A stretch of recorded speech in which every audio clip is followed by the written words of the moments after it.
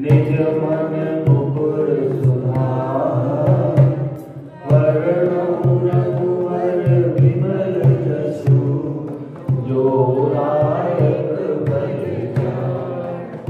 दीन तनु जानिके, सुमिरो पवन कुमार, बल बुद्धि विद्या देहु मोहि, परम बलेश विकार सियापति राम जय जय राम, हे प्रभु राम जय जय राम, करो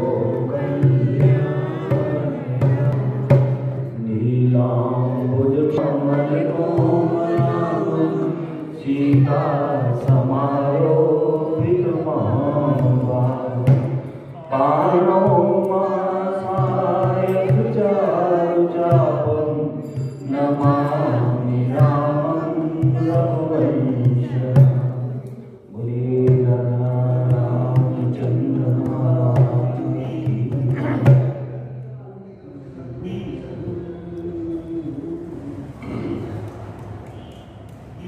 कथा के अंतर्गत हम लोग सुन रहे हैं गरुड़ जी और काकभूषणी जी का संवाद आपस में। पीछे पूरब कलब एक प्रभु, जुग कल जुग मल मोर, नर अरु नारी अधर्म रत, सकल निगम प्रतिकूल। हे प्रभु, पूर्व के एक कलम में पापों का मूल कलयुग, जिसमें अभी पीछे मैंने बात हुई थी, हमारे परसों ही कथा में कहा था कि एक कलयुग का कलम, एक युग के अंदर कलयुग था, और जिसके अंदर स्त्री और पुरुष दोनों ही अधर्म परायण और वेदों के विरोधी, वेदों को नहीं माना करते थे, चाहे वो पुरुष हो चाहे स्त्री हो, कोई भी धर्म पर चलने वाला नहीं था। तेहि कल जुग कौशलपुर जाय, जनमत भयौ दूषित तनु पाय, शिव सेवक मन होय अनुमानी, आन देव निंदक अभिमानी। और फिर बताते हैं कि काकभूषणी जी कहते हैं कि उस युग के अंदर, कलयुग में अयोध्यापुरी में जाकर मैंने शूद्र के घर में जन्म लिया। एक वीर जो है उसके घर में उसके जन्म लिया, और मन वचन और कर्म से शिव जी का सेवक तथा दूसरों को निंदा करने वाला, यानी भगवान शंकर को मानने वाला, और जो और देवी देवता थे उनका जो नहीं माना करता था, उनको कुछ नहीं, मतलब ना प्रणाम करना ना कुछ, ओनली जो है सिर्फ शंकर भगवान को ही वो अपना देव मानता, और देवताओं की निंदा भी करा करता था, देवताओं की निंदा भी करते थे, और अभिमान भी था। भाई जो निंदा करेगा नेचुरली बात तो अभिमानी तो होगा, अभिमान वशी तो किसी की निंदा करता है। पहले बताओ, जो आदमी अभिमान करता है, जो उसके अंदर सरलता नहीं है, जिसके अंदर जो है धैर्य नहीं है, जिसके अंदर जो है ये सब चीजें नहीं है जी, तो वो तो किसी का तो किसी निंदा ही करेगा। अब जो खुद स्वयं करे ना, आदमी खुद अच्छा, सारा जग अच्छा है। जब हम स्वयं ठीक नहीं, तो इसलिए तो निंदा करते हैं, अपने बस का तो कुछ है नहीं, और कभी दूसरों को निकालते हैं। क्यों? कभी हमने अंदर अपने आप में अंदर झाँक के देखा कि हमारे अंदर कितनी कमी है, और हम दूसरों को कहने के अधिकारी हैं कि नहीं है, ये तो अभी कभी विचार करते ही। हाँ, कभी जरूर निकालते, कभी अपना मन में ठहराते हैं कि हमारे अंदर क्या कमी है। वो कहते हैं ना कि जो फलदार वृक्ष होते हैं वो हमेशा ही झुके होते हैं, जो सद्गुणों से युक्त व्यक्ति होता है वो हमेशा ही विनम्र होता है, और हमेशा ही किसी से झुककर मिलता है, और बड़े प्यार से उससे बात करता है, कभी अभिमान उसको छू नहीं जाता। धन मद मस्त परम बाचाला, ओ प्रभु तिरुर संत विचारा, यद्यपि रमो रघुपति रचनानी, तदपि न कछु महिमा सब जानी। और मैं धन के जो अभिमान से मैं चूर मतवाला, बहुत ही पक पक करने वाला, मन अरणगल बातें करने वाला और उग्र बुद्धि वाला, मतलब कि मेरे जो है क्रोध युक्त उसकी बुद्धि थी और मेरे हृदय में बड़ा भारी दम्भ था। यद्यपि मैं श्री रघुनाथ जी की राजधानी में रहता था, तथापि मैंने उस समय उनकी महिमा कुछ भी नहीं जाना, उनका प्रभाव कुछ नहीं जाना, ना उनकी मैं महिमा जानी, पर हम हमेशा दम में रहा और हमेशा क्रोधी रहा। अब जाना है आवत प्रभा, निगमागम पुराने असगा, कवन जन अवध बस जोई, राम परायण सो पई होई। अब मैंने अवध का प्रभाव डाला, क्योंकि जब राम जी के जन्म में उसकी प्रीति हुई तब पता लगा कि राम जी का प्रभाव क्या है। और वैसे भी जो भुक्तभोगी है भैया हैं जी, राम जी के हाथ उनके पीछे पीछे जाते रहे और वो सारे ब्रह्मांडों में घूमते रहे, तो उसका प्रभाव तो अभी मैंने जाना। वेद शास्त्र और पुराण ने ऐसा गाया है कि किसी भी जन्म में जो कोई भी अयोध्या में बच जाता है वह अवश्य ही श्री राम जी के परायण हो जाता है। कभी किसी ने भूल से भी अगर अयोध्या के अंदर जन्म ले लिया तो वो एक ना एक दिन जरूर प्रभु के चरणों में उसकी प्रीति होगी, श्री राम जी के चरणों में जरूर प्रीति होगी। अवध प्रभाव जान तब प्राणी, जब पुर बसाई राम धनु पानी, सो कलिकाल कठिन उरगाई, पाप परायण सब नर जाई। अवध का प्रभाव जी हृदय में आ जाता है। जब तक ये बाहर खड़े हैं तब तक हमें प्रभाव नहीं पता लगता, जब हमारे हृदय में आ जाते हैं सब कुछ पता लगता है, उनका प्रभाव भी पता लगता है, उनकी कृपा भी पता लगती है। और गरुड़ जी वह कलिकाल बड़ा कठिन था, उसमें नर और नारी पाप परायण पापों में लिप्त, उस समय भी जैसे इस समय भी पाप बड़ा हुआ है, ऐसे ही उस समय में क्यों कलयुग का प्रभाव है। कलयुग का तो आपको पता ही है, कलयुग में तो ये सब चीजें हुई। तो ये पूर्व जन्म की कथा काल कुशुंडी जी बता रहे हैं कि कलयुग का प्रभाव था और ऐसे ऐसे जो है सभी जो है धर्म परायण नहीं थे, पापों में लिप्त। कलिमल से धर्म सब लुप्त भये सद्ग्रंथ, तम बिन बिन मति करपि करे प्रगट किए बहुपंथ। कलयुग में के पापों ने सब धर्मों को ग्रस लिया, ये हमने पीछे भी आपको बताया था कि सदग्रंथ जितने भी जो हमारे धार्मिक पुस्तकें हैं, जो ग्रंथ हैं, वो लुप्त हो गए, क्योंकि कुछ तो उनका किसी ने प्रभाव नहीं जाना और कुछ पढ़ने में रुचि नहीं थी। इस वजह से जो है वो ग्रंथ जो लुप्त हो गए, क्योंकि पाप में लिप्त थे लोग और दम्भियों ने अपनी बुद्धि से कल्पना करके बहुत से पंथ प्रकट कर दिए। दम्भी जो दम्भी पुरुष होते हैं, जो अभिमानी पुरुष होते हैं, उसने अनेक प्रकार के जो है वो पंथ बना दिए।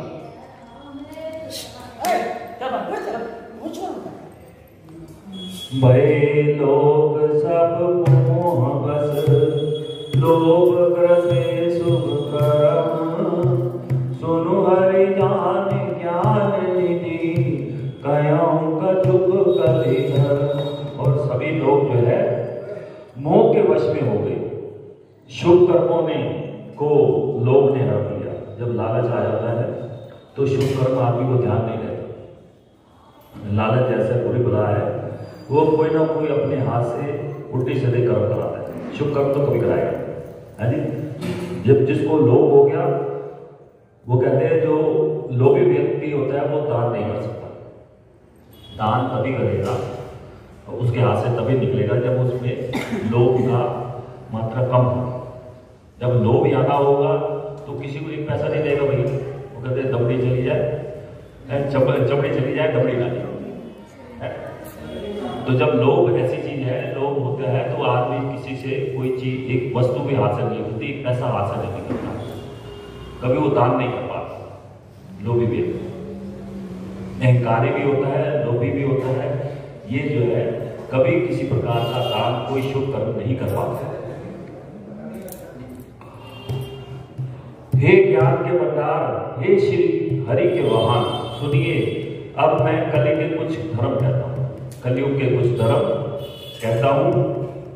किसको कह रहे हैं? कालभूषण जी, गरुड़ जी कि हे ज्ञान के भंडार और हे हरि के वाहन, हे हरि विष्णु जी के वाहन गरुड़ जी।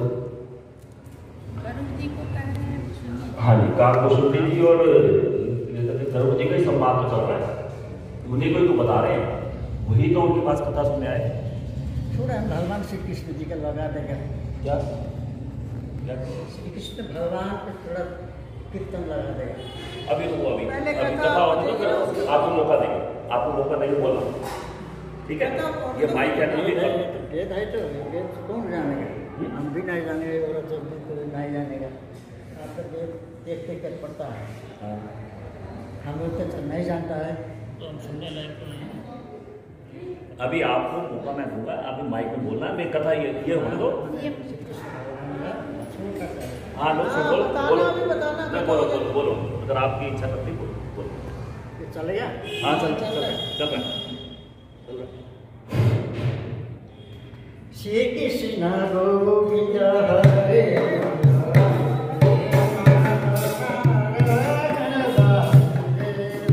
श्री कृष्ण गोविंद हरे मुरारी, हे नाथ नारायण वासुदेव। कृष्ण गोविंद हरे मुरारी, हे नाथ नारायण वासुदेव। श्री कृष्ण गोविंद हरे मुरारी, हे नाथ नारायण वासुदेव। श्री कृष्ण गोविंद हरे मुरारी, हे नाथ नारायण वासुदेव। श्री कृष्ण गोविंद हरे मुरारी, हे नाथ नारायण वासुदेव। श्री कृष्ण गोविंद हरे मुरारी, हे नाथ नारायण वासुदेव। श्री कृष्ण गोविंद हरे मुरारी, हे नाथ नारायण वासुदेव। श्री कृष्ण गोविंद हरे मुरारी, हे नाथ नारायण वासुदेव। श्री कृष्ण गोविंद हरे मुरारी, हे नाथ नारायण वासुदेव। नाथ नारायण वासुदेव, हे नारायण वासुदेव। हे नाथ नारायण वासुदेव। हे नाथ नारायण वासुदेव। हे नाथ नारायण वासुदेव। श्री कृष्ण गोविंद हरे मुरारी, हे नाथ नारायण वासुदेव।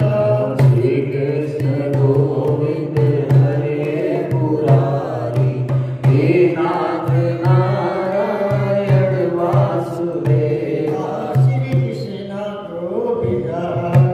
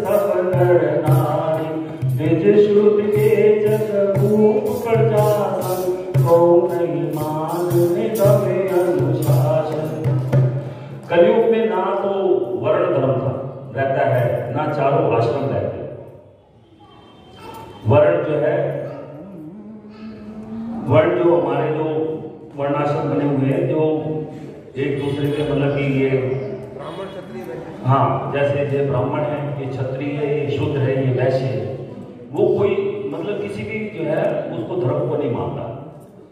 वो जिसका दिल करता है, जो दिल करता है वही काम करता है, उसके लिए कोई धर्म, वो अपने धर्म को कभी नहीं मानता। जो वर्ण है उसका भी भेद खत्म हो जाता है। और ना चारों आश्रम में रहता है, ना वो किसी नियम में रहता है। सब पुरुष स्त्री वेद के विरोध में लगे रहते हैं। कलयुग के अंदर जो है सभी स्त्री पुरुष जो है वो वेदों के विरुद्ध, जो वेदों में लिखी हुई जो बातें हैं उसको नहीं मानते और उसके विरुद्ध कार्य करते हैं। अब जैसे हमारे शास्त्रों में लिखा हुआ है, आप सूर्य उगने से पहले उठिए, स्नान कीजिए, भगवान का ध्यान कीजिए। कोई करता है? 9-10 बजे जब सूर्य सिर पे आके जगा देता है तब उठते हैं लोग, हैं, और तब नहाते हैं। उससे पहले तो कोई नहाता नहीं है। नहीं तो क्या नियम है कि मुंह अंधेरे जब उठकर नहाकर भगवान का ध्यान करना चाहिए, क्योंकि यही समय जो है भगवान के भजन का होता है। अभी कल हम लोगों ने, अभी आज की बात है, कल की क्या बात है, शिव क्या कहते हैं, रुद्राभिषेक था। सुबह 3 बजे पूजा करें, उसका आनंद ही कुछ था। 3 बजे की पूजा में अलग साकार करके सुमन जी की थी। 3 बजे का जो पूजा का जो आनंद है उसका आनंद ही कुछ हो, क्योंकि ब्रह्म मुहूर्त है। ब्रह्म मुहूर्त के अंदर जो भगवान का ध्यान लगता है, और क्योंकि हमारे जितने भी कलेश हैं वो शांत रहते हैं, जो हमारे सांसारिक कलेश हैं वो शांत रहते हैं। इस समय किया हुआ भजन बहुत ही सात्विक और बड़ा ही अच्छा होगा ब्रह्म मुहूर्त। इसलिए जाट तो बाप ने कहा था, बेटे उठ जा, सूरज सिर पे आ गए, 10 बज गए। बोला उसका जो है ना दफ्तर 6 बजे का, मेरा 12 बजे का है। तो भैया ये बात हो गई ना, नियम से नहीं चलता। जो अपनी इच्छा अनुसार चलते हैं, तभी तो इसमें ये लिखा है कि कलयुग के अंदर ये चीजों को कोई नहीं मानेगा। जो नियम है उसको नहीं मानेगा, वो जो उसका मन चाहेगा वही नियम, बस सीधी बात है। हम अपनी सुविधा अनुसार अपना धर्म भी बना लेते हैं, अपनी सुविधा अनुसार पूजा भी कर लेते हैं। अपनी जो हमें अच्छा लगता है ना, हम कहते हैं ये ठीक, जो तुम कह रहे हो वो गलत है, जो मैं कह रहा हूं वो ठीक है। बस यही कलयुग का प्रभाव। जिसको जो अच्छा लगता है वही मार्ग है जी। और मार्ग सोई क्या पंडित सोई जो काल बजावा, मिथ्या रंग जोई, ताकहु संत कहीं सब कोई। वही कहते हैं कि जब हम जो हमारे को अच्छा लगता है, जो सुविधा अनुसार होता है, वही मार्ग में आदमी चल पड़ता है। ये नहीं कहता कि ये जो मार्ग ठीक नहीं है, मार्ग उसको वही ठीक लगता है जो उसको अच्छा लगता है। कलयुग के यही प्रभाव है। और जो टीके मारता है, बहुत बहुत बड़ी बातें करता है, मैं ऐसा कर दूंगा, मैं वैसा कर दूंगा, वही पंडित कहलाता है। कहना नहीं चाहिए पंडित मतलब ज्ञानी। वही अपने आप को जो टीके मारता है ना, भाई तुम्हारा ताल बजाने का मतलब वो अन्य गलत बातें करता है। जैसे जी ऐसा है, आपका ऐसा हो जाएगा, ऐसा हो जाएगा, ये करो तो ऐसा हो जाएगा, वह करो तो ऐसा हो जाएगा। यानी कि ज्ञान नहीं उसे कुछ भी, सिवाय गाल बजाने के, वो आंटी के मारने का। और वही आदमी ज्ञानी पंडित कहलाता है, ये मतलब कलयुग में कहलाता है। और जो मिथ्या आरंभ करता है, आडंबर करता रहता है, हमेशा झूठ बोलता है और आडंबर करता है। और जो हमेशा अभिमान में, दम में रहता रहता है, मतलब लिप्त रहता है, उसी को सब कोई शब्द कहते हैं। अब आप देखो कई लोग जो मठाधीश होते हैं, कहना नहीं चाहिए क्योंकि निंदा वाली बात आ जाती है, मठाधीश होते हैं, उनके अंदर अभिमान कितना होता है। छोटे मोटे आदमी को तो पास पटकने भी नहीं देते। छोटे मोटे आदमी ने किया, हमारे पास समय नहीं है भैया, बहुत काम पास भी नहीं आते, तो सरलता नहीं है ना। अभिमान खड़ा होता है, दम है। इसी वजह से ऐसा होता है। ये कलयुग के अंदर ये प्रभाव है। ऐसे व्यक्ति अधिकतर मिलेंगे और अच्छे व्यक्ति कम मिलेंगे आपको। अच्छे व्यक्ति की गिनती नगण्य और गंभीर व्यक्ति आपको कलयुग में बहुत मिलेंगे। ये कलयुग के धर्म कहे गए हैं। और उसी को सब कोई संत कह देता है। जो इस तरह का व्यक्ति होता है उसको सब कहते हैं ये बड़ा संत है। क्यों?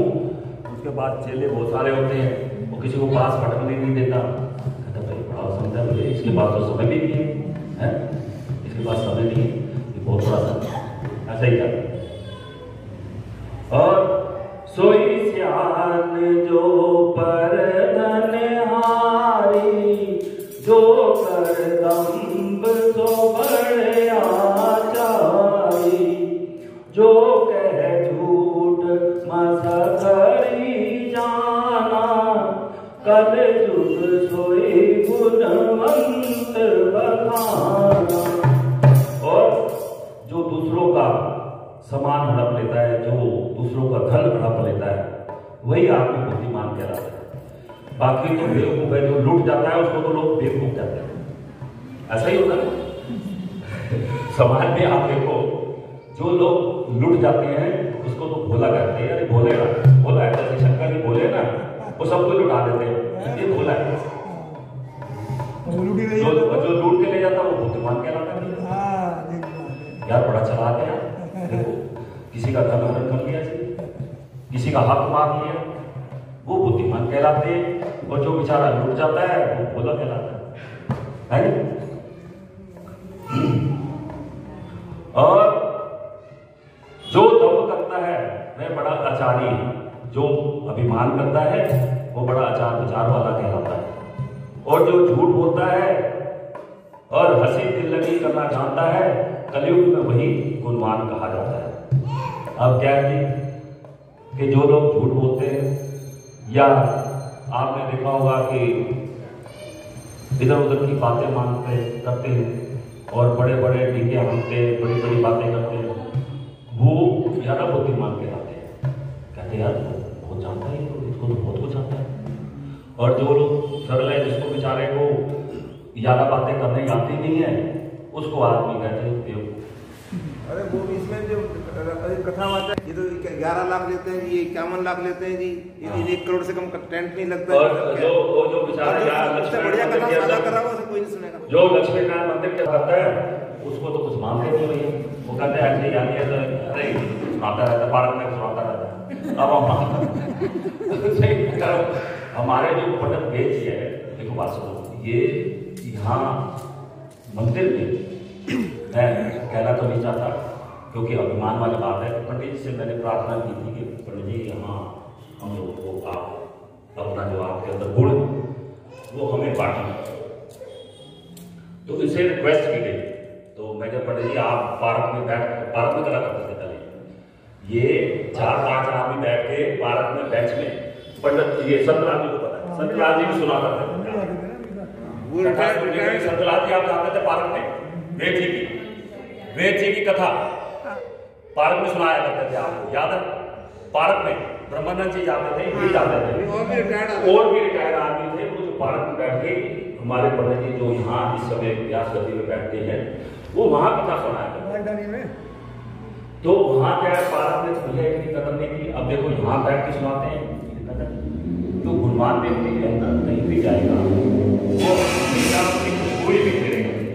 गुणवान व्यक्ति जो होता है वो हमेशा ही खुशबू फैलाता है। जैसे गुलाब का फूल है वो खुशबू देता है, कांटे थोड़े देते हैं। तो कहने का मतलब गुणवान व्यक्ति होता है वो हमेशा ही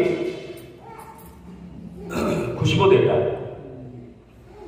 और जो हंसी करना जानता है, जिसको ज्ञान तो कुछ है नहीं, मजाक करता हो, इधर उधर की बातें करता हो, वो कलयुग में गुणवान कहलाता है।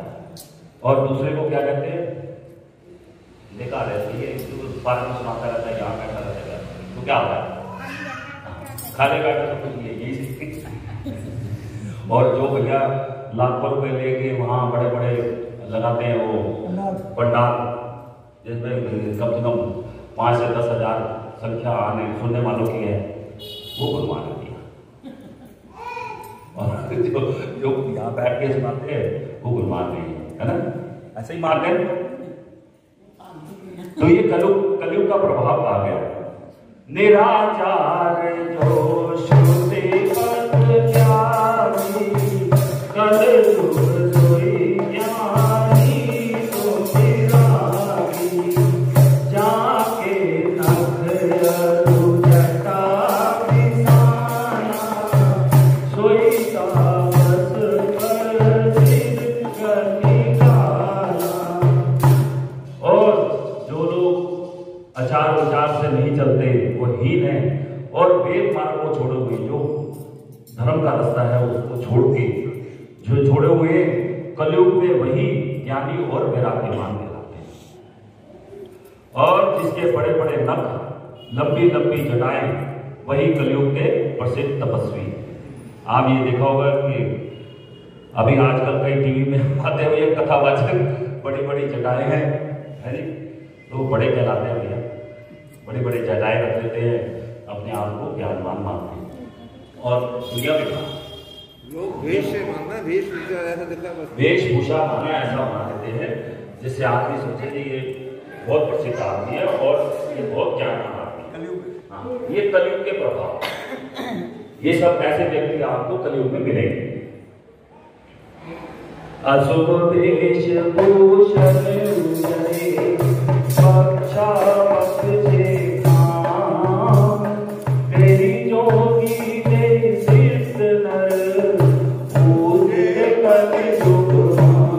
और जो अमंगल वेश और अमंगल भूषण धारण करते हैं, मंत्र की जो है आपको वेशभूषा, और जो जो नॉन वेज खाते हैं, और भक्ष्य मतलब जो खाने वाली चीज है, जो खाने वाली वस्तु नहीं है, दोनों तरह की चीजें खा लेते हैं, जो खाने योग्य है और जो खाने योग्य नहीं है, वो सब कुछ खा जाते हैं।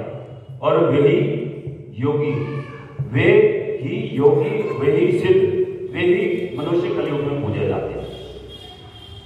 वो सब खाते, एक बात बताओ, जो लोग खाते पीते नहीं है उसको पता क्या कहते हैं, करने क्या है यहाँ, ये मेरे साथ बीती हुई है, मैं आपको बताऊं। हम लोग कुछ खाते पीते तो है नहीं, वो कहता है भैया तेरे को फिर आना पड़ेगा, कि तूने खाया पिया तो कुछ है नहीं, संसार में आया और ऐसे ही चला जाएगा। कहते हैं ना तो तू मीट खाता है, ना तो अंडे खाता है, ना तो शराब पीता है, तो फिर तुझे फिराना पड़ेगा। मैं कोई बात नहीं भैया, फिर आ जाऊंगा, मैं पर खाऊंगा। तो कहने का मतलब कि जो लोग खाते पीते नहीं है उन लोगों को तो नॉर्मल आप समझिए, और जो लोग खाते पीते हैं वो लोग बड़े मान देते हैं, है जी। कहते हैं ना भाई, पार्टी वार्टी को कहते हैं ना, वो किसी के रिश्तेदार जब खाने पीने वाला घर में आ जाए और भाई उसके आगे उसने अगर बोतल ही रखी तो समझ लो उसकी कुछ नहीं पार्टी, चाहे उसके आगे तो पनीर रख दो, चाहे दुनिया भर की डिश बना के 56 प्रकार के रख दो, पर यार सेवा नहीं की। हाँ, उसके सामने खाने वाली ना खाने वाली मीट रख दो, शराब की बोतल रख दो, कहता यार बड़ी सेवा की। चावला जी मेरे भाई की शादी में ऑफिस के लोग नहीं आए थे, बोले दारू तो आपके है ही नहीं, फायदा क्या, फिर छोले भटूरे थोड़े खाने आए नहीं आए। तो कहने का मतलब जो कलयुग के लिए ऐसे लोगों को मानते हैं जो खाने पीने वाली चीज, ना खाने पाने वाली चीज भी खाते, और बाकी जो नहीं खाते उसको तो भाई नॉर्मल भी नहीं समझते, कहता यार नॉर्मल क्या है, किसी काम करना छोड़ो।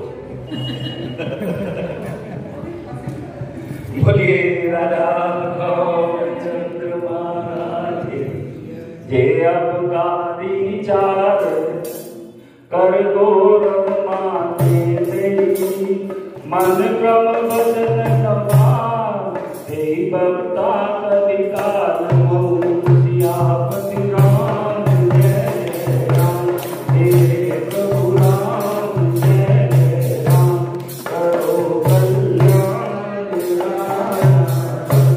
और जिसकी आदत में जो शुमार है, आचरण में दूसरों का अपकार अहित करने में लगा रहता है, कभी किसी का हित नहीं करते वो लोग, जो है किसी का बुराई सोचते हैं और बुराई करते हैं, उन्हीं का बड़ा गौरव होता है और उनकी कोई लोग सम्मान से देखते हैं जो किसी का बुरा करते हैं। और मन वचन और कर्म से लाभार, मतलब मन से, वचन से और कर्म से, तीनों प्रकार से जो है ना वो झूठ बकने वाला, वही कलयुग में सही वक्ता माना जाता है। बोलिए राजा